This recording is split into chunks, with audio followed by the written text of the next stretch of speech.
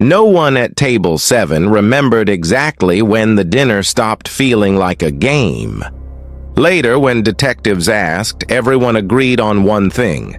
They had all paid for this. Tickets, seating assignments, wine pairings, character cards, everything was printed, polished, and professional. The invitation promised an immersive murder mystery dinner experience inside a renovated historic mansion just outside the city. 3 courses, live actors, audience participation encouraged but optional. A night of secrets, deception, and unforgettable twists. Unforgettable, it turned out, was an understatement.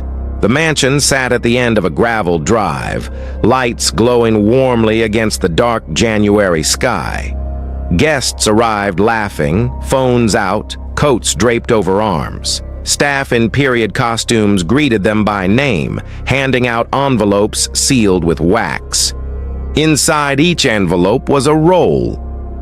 Some were harmless, a jealous cousin, a skeptical journalist, a charming outsider. Others hinted at darker motives. Everyone loved that part. It made them feel clever, involved. The host, a tall man in a tailored vest who introduced himself as Arthur Hale, welcomed everyone into the dining hall.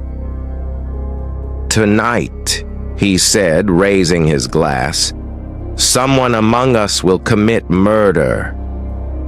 Laughter rippled through the room. That was expected. Dinner began smoothly. Actors weaved between tables, dropping clues in casual conversation. A staged argument broke out near the fireplace. Someone overturned a chair. Applause followed. At table 7 sat 6 strangers brought together by coincidence and curiosity. Among them was Lena, a graphic designer who'd come alone after a breakup. She loved puzzles. This felt safe, controlled, fictional. Halfway through the second course, the lights dimmed. Arthur staggered into the center of the room, clutching his chest. He gasped, knocked over a wine glass, and collapsed. Silence. Then clapping.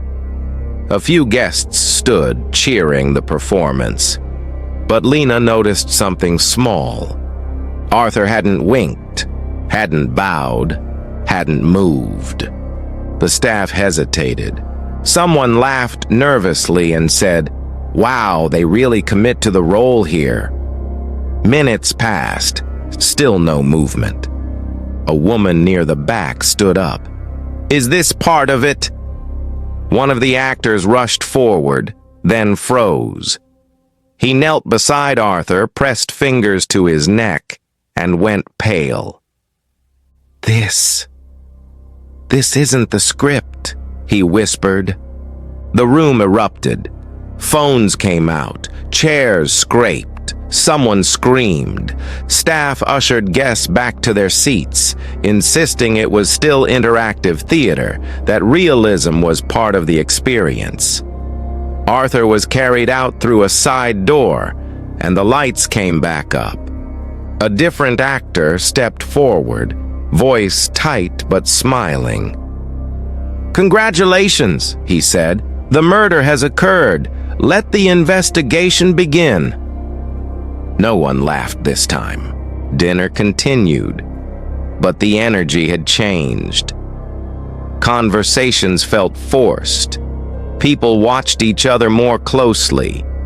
When servers refilled glasses, hands shook. Lena checked the event brochure.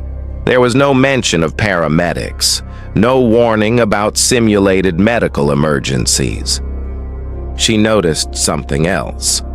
Arthur's name was no longer on the guest list board by the entrance.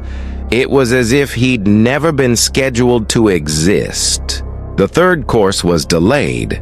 Instead, sealed envelopes were placed at each table. New instructions. "The murderer is still among you." Someone objected. "This isn't funny anymore."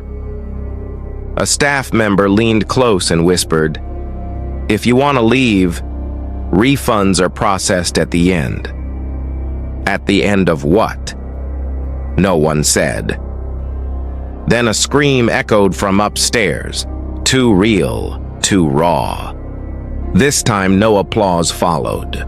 The scream belonged to Marissa, a guest assigned the role of the mayor's wife. She was found in an upstairs sitting room, shaking, pointing at a locked door. Behind it, according to her, someone had been breathing, slow, steady, waiting. Security checked the room. No one was inside, but the door handle was wet. Condensation or sweat. Panic spread. Guests demanded answers. Some tried to leave, only to find the front doors locked. Staff claimed it was for atmosphere continuity. That phrase stuck with Lena. Atmosphere continuity. She began to notice details others missed. Exit signs covered by drapes. Windows sealed shut. Staff communicating with subtle nods and gestures like this chaos was anticipated. As if the mystery hadn't gone wrong.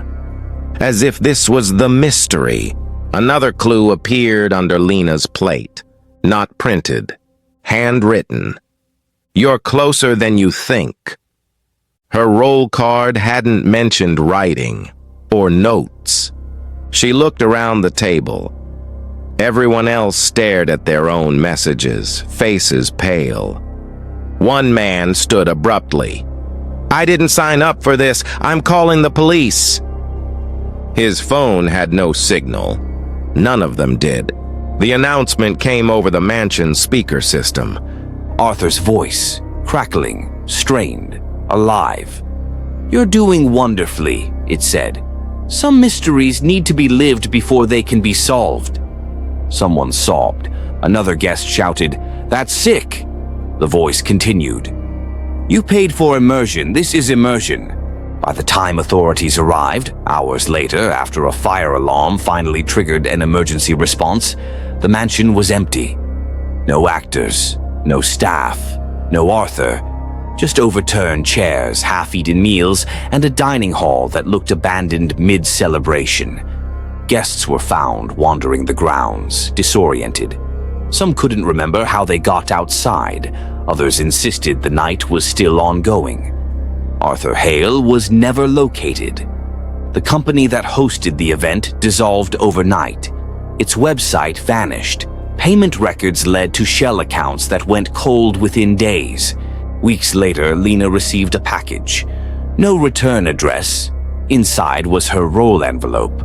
On the back, written in the same handwriting as before, "Thank you for participating.